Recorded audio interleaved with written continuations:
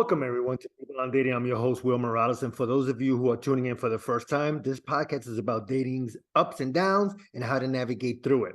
Today, my guest is Krystine Cardona. She's a first generation Cuban American Miami native who is dedicated to the practice of divorce and family law. She enjoys spending time with her husband, identical twin daughters, Penelope, Olivia, and her two dogs. Yes. Krystine, thank you so much for being on People on Dating. How are you? Thank you so much. I am a little sick because my kids started daycare recently, so we're sick every other week. Oh, But I'm sorry to otherwise, hear that. thank you.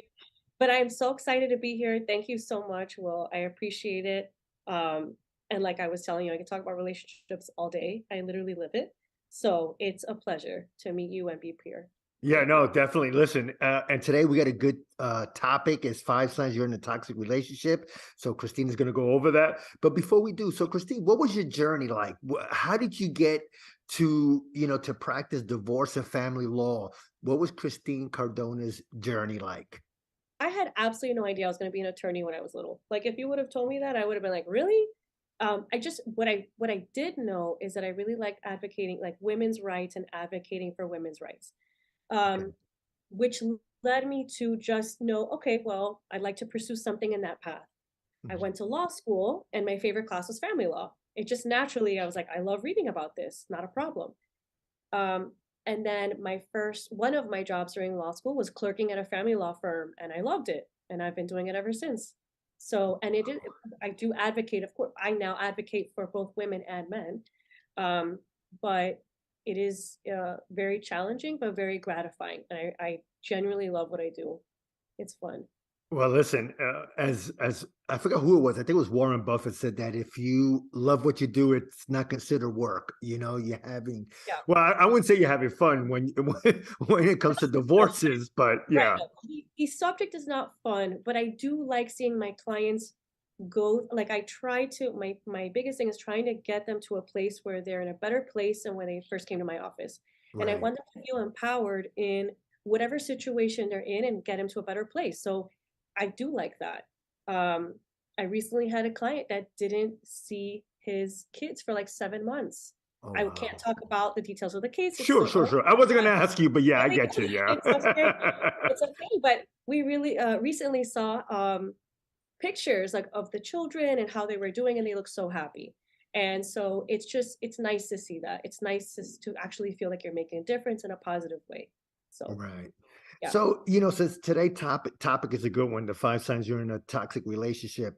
Krystine, in your practice and in your everyday life, is it when it comes to toxic relationships, is it that we're not seeing the signs that are there? And we'll go over the 5 signs Sure. in a minute, but are we not seeing the signs or are we ignoring it? Um, do we want to rock the boat in that relationship? We don't want to rock the boat. We do want to, it seems like we see people and I've been in a couple of relationships that, I thought it was toxic. It took a while to realize it because I sat down and thought about it. Is that the case that we don't really reflect on who we're with at the moment? Is that one of the, I mean, So, you're, it's a you're a little professional at this, so please. well, I'm not just so you know, I am not a licensed therapist or psychologist, but Right, we do right. this constantly because by the time you're coming to my office, even though I am married and I believe in the institution of marriage, I don't believe in a toxic marriage or any toxic relationship. And Right. so one of the first things of can you reconcile? Have you tried therapy? Have you tried counseling? It's a loaded question because a lot of different variables come into play.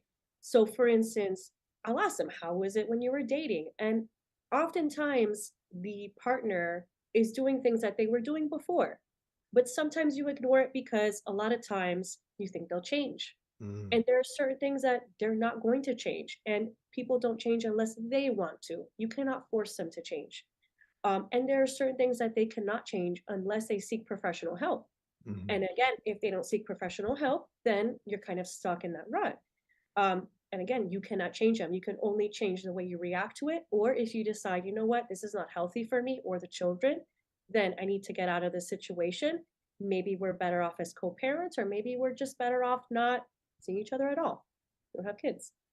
Um, so, other things that I've seen are if someone grows up with parents or like family of origin that's toxic, they just assume that this is normal, Mm, that this type of behavior is tolerated, is normal.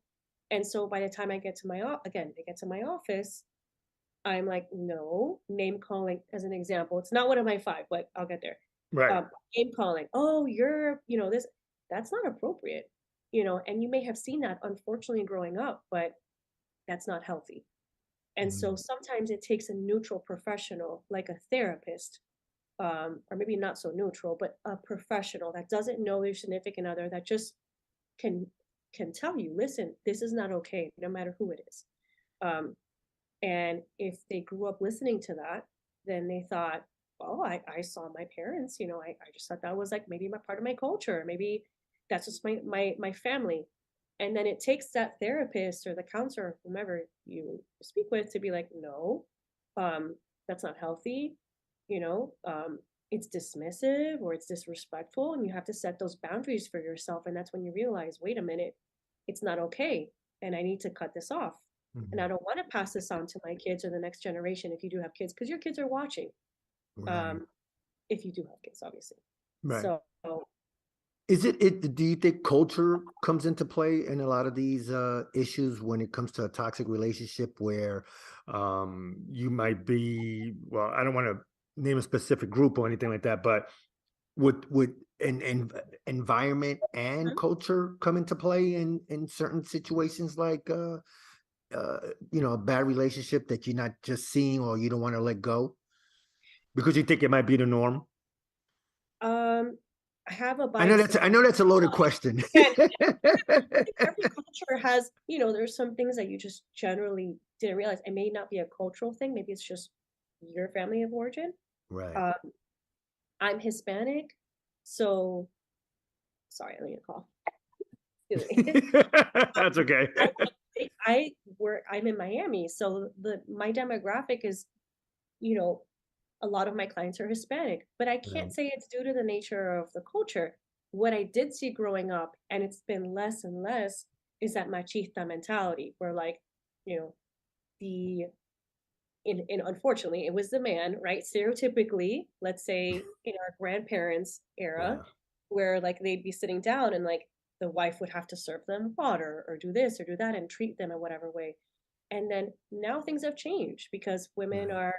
are now educated going into the workforce, and they don't have to remain in that relationship. They can get out from under that and leave it if they need to. And the statistics, the last time I checked, and of course, do not quote me on this because this may have changed, obviously, but the for petitions for divorce are like 70% women. If they're college educated, it goes to 80%. I've heard that Yeah. too from other people that most women initiate divorces. I didn't know about the one was 70% and the other was 80. I always heard the 80% one. So yeah, yeah, I definitely heard that too. So yeah, so continue. I'm sorry. No, that I think generally not necessarily the name calling. I just Right. what I have seen, at least in my culture specifically, is and not necessarily I mean, certain members of like my grandparents and great grandparents, even my grandpa, for instance, he would cook, he would clean, but at that Mhm. time I was like, why are you in the kitchen? Why are you not sitting down? It was a different mentality. Now my Right. husband cooks, cleans, and helps with the kids, and it's normalized. At least in our household, it's normalized. And um, most, I would say, in my generation, it's changing. So I wanted to cut in for a second, because like even if I'm dating someone and she does the cooking, automatically I do the dishes. I don't. I just volunteer. I don't even ask. I'll say, hey, I got it. Because she went out of her way to cook and make a nice meal. Always a good home cooking. All yes, men love that. So yeah, everyone, I love that too. yeah, Great. there you go. So yeah, I definitely did the dishes, and I remember growing up, uh, I spent more time with my grandparents than I did with my father and mother. But when I did spend a little time with them, yeah, my father didn't do anything but just sat there after working and maybe a soda and he's watching TV. So yeah, so continue. I just wanted to get that in. Sorry But for the tangent. Yeah. no, no, no. I think that's very relevant, and maybe that was a traditional norm at that time. Right. Um, but things are changing because now if you're in the workforce and then you come home to then clean and cook and take care of the kids, that's another job. And so, the roles have to be more equal in that Right. respect. Um, but yeah, I completely agree. If my husband cooks, I clean or in some way. It's not going to be equal always, maybe they're having a long day at work and so you compensate it a different way. Or Right. maybe you're doing most of the household chores one week. All right, well the next week they pick it up. But the point is that you feel in the relationship that you're providing some sort of value, and Mhm. that could be in terms of um, help around the house. But the fact that one person is solely the provider and the other one has to serve them constantly and feel like they're a servant, that's changing. Right. And that's what like the machista kind of role in the movies or like yeah, Yeah. in your show. So Yeah, I know what you mean. We're thank you. talking with Krystine Cardona, Esquire. Today's topic is five signs you're in a toxic relationship, and we'll get that to that in a minute. Christine, you make a good point that things are changing with both men and women. It seems, I never thought about it this way, that toxic could be normal if you grew up that way. You saw that, you Mhm. saw that on TV, you were around it all the time. Right, Um, and I think more and more women are fighting back. And I'm not talking about like physically, but in terms of, hey, don't talk to me that way. right. Don't treat me that way. And even some men, because there's some men that could unfortunately be simps and as Absolutely. they call it, beta males now, the new terms I've been hearing, There So are. yeah, so go ahead. Yeah.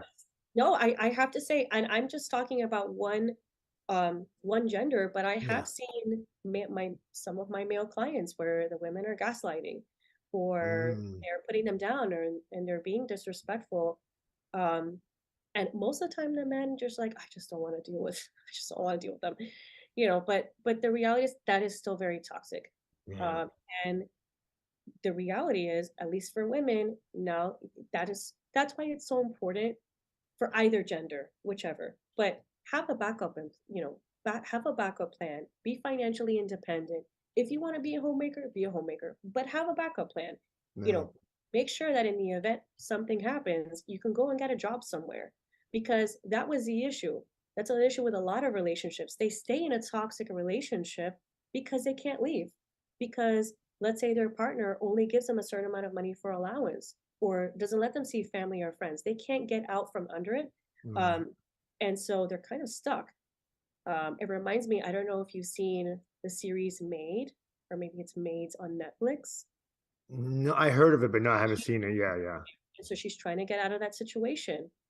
He wasn't necessarily physically abusive, but he would punch the wall right next to her, or he would do name calling and yell at her. Oh wow. Extremely toxic, extremely toxic. And she did get to leave with their daughter. Was very difficult because when your partner, I'm saying partner because it can happen in same-sex couples or hetero sexual couples, but generally, if you are not allowed to work because they don't like it or they're controlling you, they're controlling the finances, you're not allowed to have a support system because they don't like you hanging out with friends or your Yeah. family, you're isolated. And that's where they want it. That's what they want because then you're easier to manipulate if you're isolated. Oh So wow. that's why it's good for you to have a way out so you're not stuck there. Yeah, I've seen where I think my mom, and I'll go back to that. When she and my father got divorced, like I said, I grew up with my grandparents, and I was maybe 12, 13, 14. I can't remember the exact time, but I felt that my mom was kind of lost because she relied on my father to do everything. He was the breadwinner and all that. She took care of the kids and everything. Because at Mhm. that time I have four siblings, and even though, like I said, I grew up with my grandparents, but I was around at times.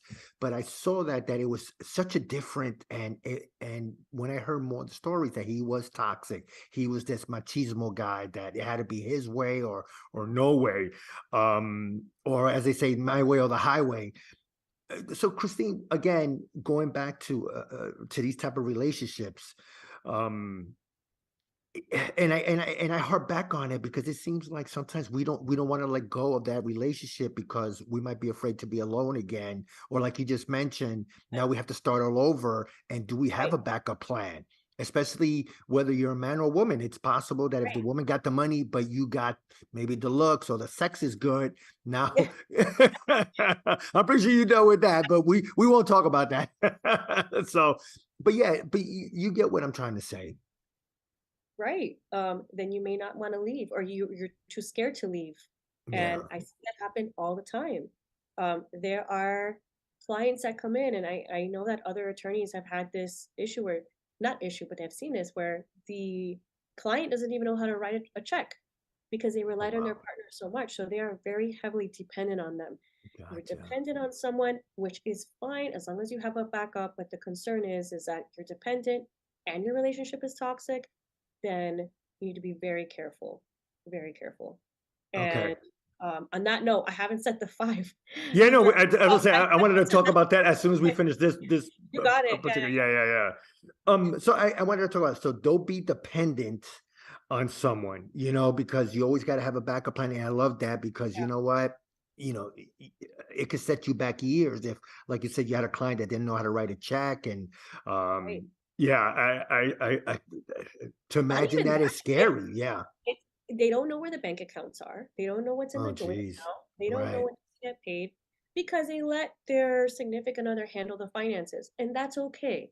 Right. You if you don't wanna do the finances, that's perfectly fine, but be aware of where the accounts are, Right. generally aware of what's in the account. You don't wanna be caught by surprise, and what if they liquidate the account? Then what are you gonna do? When they take all the Right. money to a joint account, they take all the money and they run. You don't wanna be caught in that Yeah, kind of situation. I read stories about that, and it's like horrifying. So okay, so I know everybody's been waiting for the for the five signs. So let's Yes, start, if you want, from five to one, if that works for you.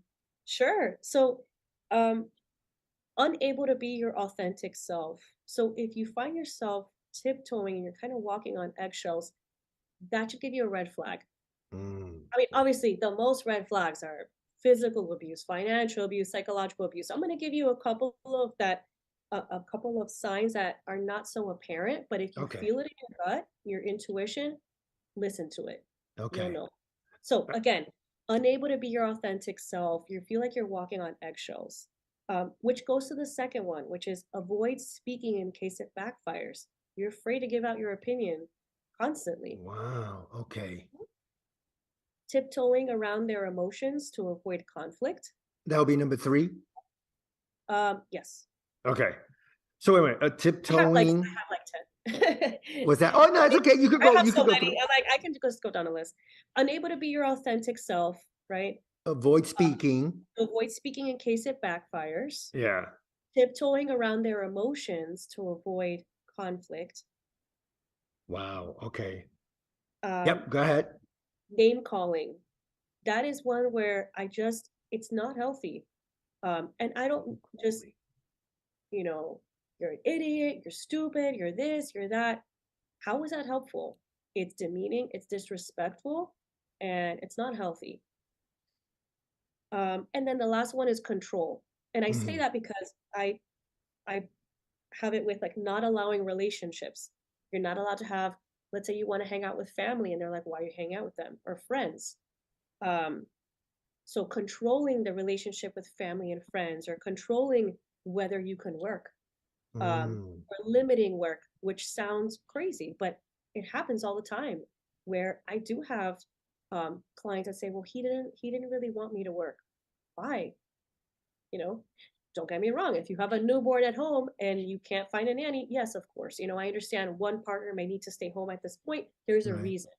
But otherwise, why are they limiting your employment unless they want to potentially control your financial independence? And so that Wow. control factor, whether it's with friends, relationships, money, I would say that's a sign. There's something off there. There's like a red flag. Is there jealousy involved, to be that Oh yes, controlling? yes, yes. That's like, yeah. There's so many, honestly. Right. The jealousy, at first when you're first dating, like, oh, that's cute. To a certain extent, maybe like, oh, look, he cares. No. don't substitute that with control, you know. Um, Mm, I feel like sometimes I've heard, you know, um, let's say friends and family like, oh, um, maybe there was another person looking at them when they went out, and so they almost appreciated that their significant other noticed and was like, oh, so and so's checking you out. Okay, well, yes, but if he's constantly doing that and it's constantly an issue and he's getting into fights over it, I mean, that's yeah. not okay. Okay, so we got unable to be your authentic self, Yes. right? With and you avoid speaking in case it backfires. Right. You tiptoeing around certain issues to avoid the conflict. Yes. Uh, which this one is which I call number two, name calling. Yes. It's funny because I didn't even thought about that. So you talking about if somebody says, "Oh my God, you're stupid, you're an idiot," or whatever it is, I think uh, that's it's it's just whatever it is name not calling is just not cool. yeah, I don't think it's healthy. Not just me, just Anybody, the when I yeah, see a client and they send me, let's say, screenshots of the significant other constantly. I mean, listen, we're humans, we get into fights. If you tell me you have a perfect relationship, you're lying. Okay, everyone has something. And right, you work right, through it, and that's fine. That's fine. And maybe when you're angry, you'll say a name and then you apologize later. But if it's constant name calling, you're an effing idiot, you're this, you're that, it's just constant. That's that's unhealthy. They're just constantly demeaning you, like they're disrespecting you constantly. Especially, I mean, it's cringe-worthy when it's like in front of friends and family. I was watching a show, and in that show, the boyfriend had said something like, "Oh, so and so, such an effing idiot," and it was like a bunch of people around. It's just cringe-worthy, and yeah, unfortunately, the girlfriend just assumed that that was normal because her parents. She's like, "Oh yeah, no, I thought that was normal." It took another cast member, another female on the show to say like that's not okay. This is now becoming abusive. So right, there's obviously a spectrum. If it happens, I mean, this is just my personal opinion. I am not a sure, therapist or licensed, mental health counselor or anything, but you know, people get into fights, they say things they don't mean once every so often. I can understand that, but hmm, when it's constant name calling, why put up with something like that? right, It's right, degrading. It's disrespectful, and if you have kids, um, then those your kids are watching that, and then they assume that that's okay. right. Because if they see the parents doing it, they're like, "Oh, okay, this is They normal." will tolerate it. They then tolerate it in their Yeah. next relationship, and then they find somebody just as toxic. Right. So, And the number one, I call it number one. You might call it number five, but I call it number right, one because it's real. It's to me eye opening. It's controlling the relationship. You can't have. I'm yeah, not saying you can't have friends, but you're having friends and family. You want to hang out with them, but then the significant other says, "Oh, why?" or whatever. They make any excuse not for that person to go out. right. And of course, there's a difference. If you want to go with your ex-boyfriend, ex-girlfriend, yes, obviously they're going to be Yeah, an issue. that's a But definitely a red flag. right. Red flag, red flag, red flag. Right. But I have heard of, certain clients. Again, these are my clients that I recognize very quickly that we're trying to get out of a Yeah. toxic relationship. That's why they're in my office.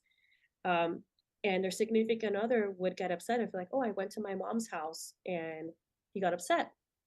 Um, why would you get upset about her going to her mom's house or Yeah. her sister's house? It's just, again, it's almost like they don't want um their significant other to talk about it. I don't know. I don't know. I don't have that mentality. All I know is that that is a huge red flag for me. Right. Potential domestic violence later. That's exactly what goes off in my mind. So just be mindful of that. If they're controlling to that extent, it's off. It's, Right. yeah. Yeah, no, just become aware of what's going on. And I think that's a lot of things too, Krystine. I guess a lot of people are not aware of it, or they just, maybe, and some of these, the five signs, they just might let it go because they're like, oh, you know what? He does treat me well. And I think some people overlook those five signs because, maybe that there might be times, and you could uh, tell me if I'm right or wrong, that they might think that the good overcomes the bad. Does that ever come into play? Absolutely. You know, most of the cases, hindsight's 2020. I thought he was Right. gonna change or she. Okay, this goes both. Every time I say she, please I note know it could have it could it be could him. Yeah. go either way. Right. Um, they think that the person will change, or maybe they just had a bad day, or they had a bad week, or they had, their parent is sick. There's always an excuse, but then you see that it just continues and it's a routine and it's not gonna change. Right. Um, so at that point, they have to do a cost benefit analysis. How long do you want to put up with this before you realize it isn't healthy for um your mental health? Yeah, no, Or that's always the biggest thing. It's your mental health. Well, first of all, Krystine, I want to thank you so much for being on People on Dating. I don't want to say I had fun because maybe the topic wasn't fun, but I had fun talking to you. So talk more about your practice. right. So I do divorce and family law. When I first met my husband, he's like, "What exactly is family law?" He thought I drafted wills and estate and trust planning. I wish I did, because we're in Florida. Right, Um, right, right. so family law is specifically paternity and everything encompassing like child custody, relocation, prenups, Okay, which is popular. And by the way, if you don't enter into a prenup, you're stuck with Florida law or whatever law you're in that state.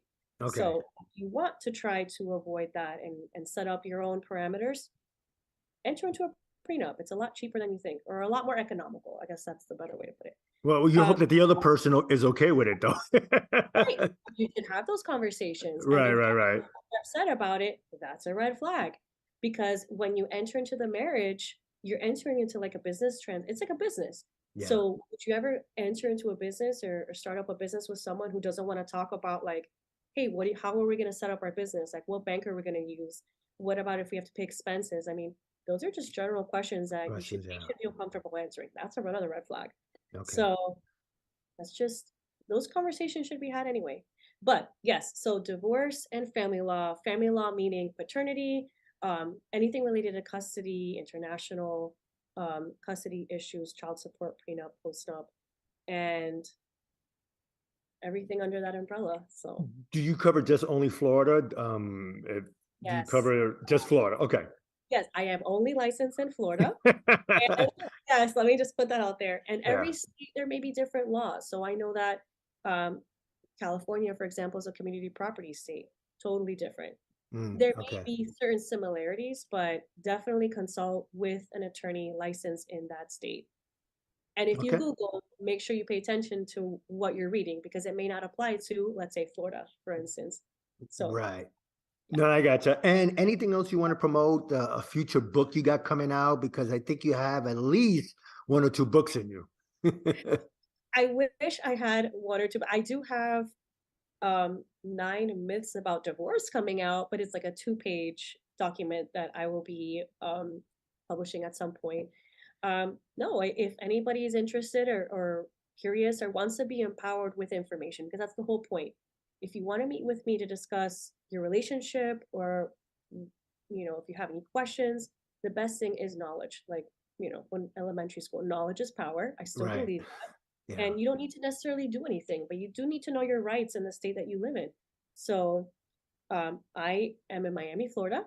My phone number is 305-549-8111. So that's my office number. And anybody is welcome to call, set up a consult, and I can try to provide you with um, a solution to whatever issue they have relating to family law And your in website? Florida. Yeah, right. And only in Yeah, Florida, in guys. Florida, Only in please. Florida. Right. If it's not in Florida, you can reach out to me. I will likely recommend you to somebody who practices in your state. So my website's www.kcpafamilylaw.com. All right, sounds good. Well, again, Krystine, I appreciate so much of your time that you took to talk to People on Dating. I really, really appreciate it. No, it's been a pleasure being here. Thank you so much for having me. And I hope you guys or you have a great day. This has been No, fun. you too. Thank you so much. Bye bye. Well, everyone, that was Krystine Cardona, and you can find her at kcpafamilylaw.com. That's kcpafamilylaw.com. Krystine, thank you so much for being on People on Dating. Much appreciated. You can find me on peopleondating.com. That's peopleondating.com. Check out our past shows and check out our blog. Also, when you get a chance, please go to Apple Podcasts. Please subscribe, leave a review. Tell us how we can make this show better. Also, please go to YouTube, People on Dating. Please subscribe, like it, share it, whatever you can. Please, please, please subscribe. Also, you can find me on Google Podcasts and on Spotify. Anyway, on behalf of People on Dating, I'm Will Morales. Until next time, thanks everybody. Have a great day. And remember, it's just a conversation, no judgment. Thank you.